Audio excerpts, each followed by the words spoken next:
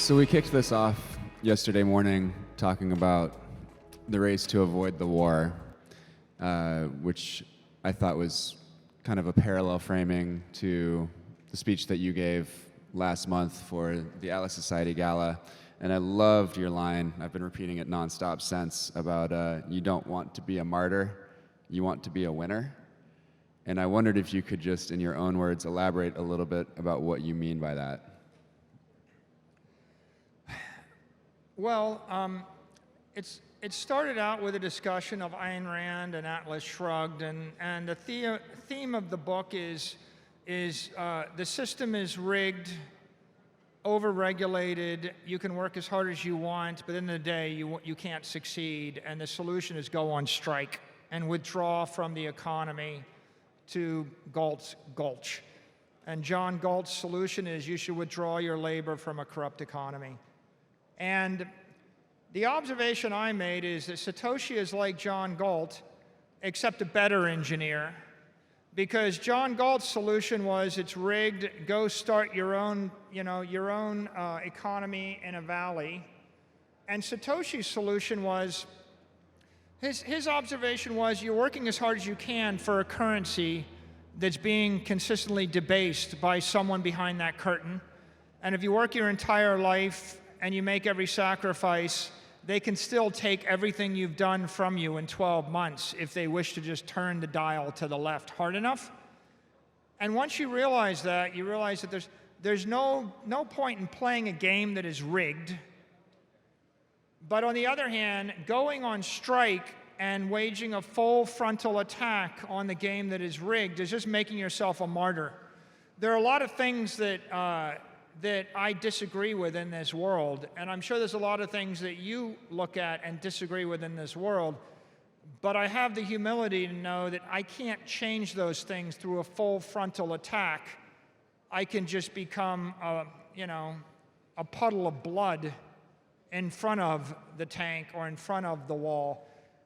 Satoshi gave us something, a place where we could win, and a strategy we could win, and the strategy is withdraw your economic energy from the currency, which is the rigged system, and move it into a currency which is to your benefit. Not only do you move your energy into a system that isn't continually bleeding you, but it also turns out that not only is Bitcoin not an inflationary currency, Bitcoin is a deflationary currency which is viral and getting stronger.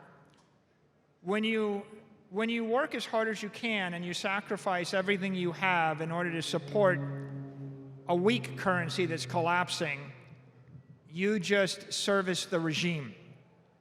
And when you put it into a semi-weak currency, slowly weakening, right, you still just surrender your hope and your future. When you put it into a deflationary currency, a currency that gets stronger as more people join, not only do you stop feeding the corrupt system, but you begin to strengthen the virtuous system. And Bitcoin gets stronger as more people join. Bitcoin gets stronger as you put more money into it, but Bitcoin also gets stronger as you put more creativity or innovation. Every single developer that builds a Lightning app or builds a new improvement to Bitcoin makes the network stronger. Every communicator and every creator, every time you create you see me, I share tips videos. They're wonderful. Tip if you're in the audience. I love them. I share the crypto couples videos. They're wonderful. I love them. I share some of your memes. I laugh at all your memes, but there's only some of them I can share. But when you create something of beauty that's compelling, that's communicative, you're making Bitcoin better, you're making the world a better place, we're reaching a new audience. And when you're working behind the scenes, if you work for a regulator or a policymaker, or I meet people that are working at a bank. I met some people the other day. They said, we're at a bank, we're believers, and we're going to get our bank into Bitcoin. Tell us what to do. And I said, well, here's my experience. Thank you for helping. Every single person that puts their vocational skill into this network makes it stronger. When you put your balance sheet in the network, you make it stronger. When you put your passion into the network, you make it stronger. When you bring your organization to the network, you make it stronger. And this thing you know that it's only going to get stronger, faster, smarter over time.